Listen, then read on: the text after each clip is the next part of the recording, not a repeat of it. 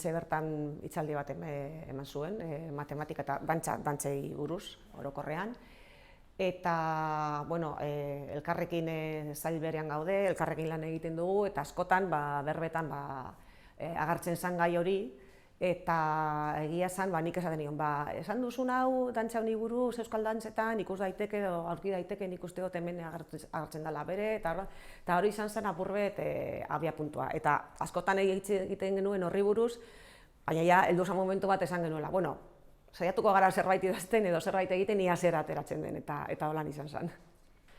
Egia zen, asko konturatu gara, asko daudela errezenetatik, komplikatuenetara, errezenetatik izenen, euskal dantzetan agertzen diren izenetatik, edo poligonoak, dantzak desberdinetan agertzen diren poligonoak, lauki zuzenak, pentagonoak, hexagonoak, zirkunferentziak eta abar, eta ja hortik abiatuta simetria desberdinetak, simetrien konposaketak, kombinatoriako gaiak, eta landu dugun azkenengoa izan da, txirikorden teoria dela topologiako atal bat, apurret komplikatuagoa da dena.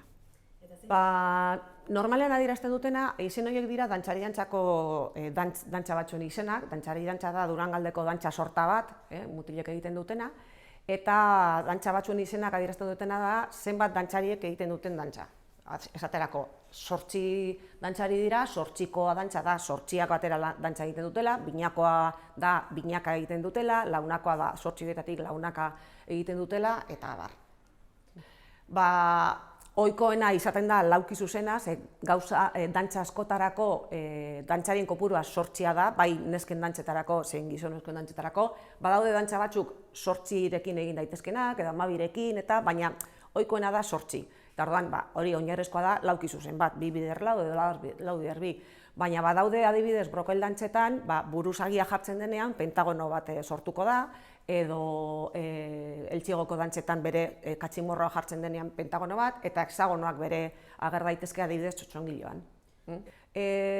Batzutan bai, adibidez biribilan egiten direnak zirkunferentziak eta hori lurralde guztietan dago dantzaren bat edo bestea. Eta gero, hori egitura horiek pentagonoak bere Gipuzkoako brokel dantzetan esan dugun bezala agertzen dira, eta gero 8ko 2 bider lau edo lau bider biko egitura hori, bere hori gehienetan agertzen da. Matematikak dantzen bitartez, matematikako kontzeptu batzuk, adibidez, hori, permituazioak zer diren azaltzeko, edo kombinazioak zer diren azaltzeko, edo simetriak eta ere.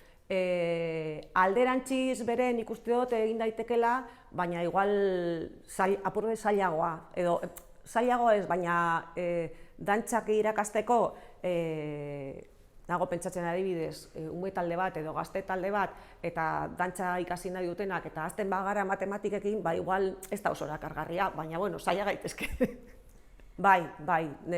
Konturatu gara, erlazionatuta daudela. Adibidez, zinta dantzetan ikusi dugu egitura matematikoa apurbe komplikatuagoa dela, apurbe komplikatzen dela, txirikorden taldekin eta abar, eta sortzen diren egitura dantza egiterakoan, zinta dantza Bizkaikoean, Gipuzkoetan edo Korteseko zinta dantzetan, sortzen dena desberdina da. Gainera, kasu horretan, kontuan izan behar dugu ez bakarrik dantzariak daudela, baizik eta dantza egiteko erabiltzen duten tresna, dela zinta kasu honetan.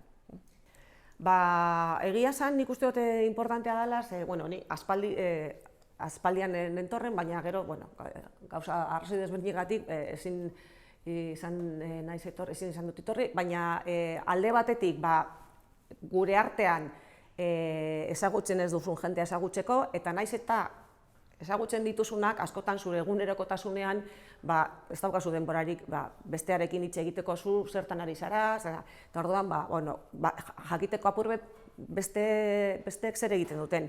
Eta gero, bakoitzarentzat bere nik uste dut importantea dela, askotan agian gure ikerkuntzan egiten ditugun gauzak oso aplikatuak edo oso abstraktuak edo oso zailak izan daitezke edo oso errezak, baina egin behar dugu esfortzua azaltzeko beste bati, agian hori ez duela ezagutuko, eta azaltzeko zer egiten dugun eta berak izateko ideia bat. Orduan, bestearen paperean jartzeko, eta esan, zelan azaltzen diodan honi, nik egiten dudana ideia batekin edo ideia konkretu batekin edo zehatz batekin gelditzeko, ez? Eta hori alde batetik, eta gero, sortzen diren harremanak eta bere importanteak dira, etorkizunerako.